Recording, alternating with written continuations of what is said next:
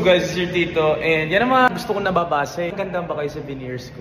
Real Herrera Dental Clinic. Guys, kailangan natin mag-invest ang ngipin natin. Siyempre, pag umingiti tayo, yan ang nakikita, di ba?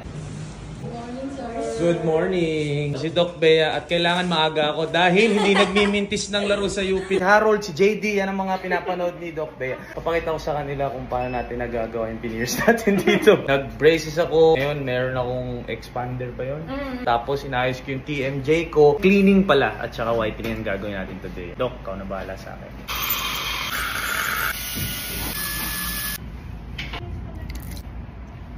Hate ko mga dentista. Pero sobrang tis guwapo. Tis ganda. Worth it naman eh. Hindi kakayarin ng brush talaga yung iba, no? Kahit sobrang disiplina ka, no? So yung cleaning natin, once every 6 months, guys. Wait, whitening na tayo.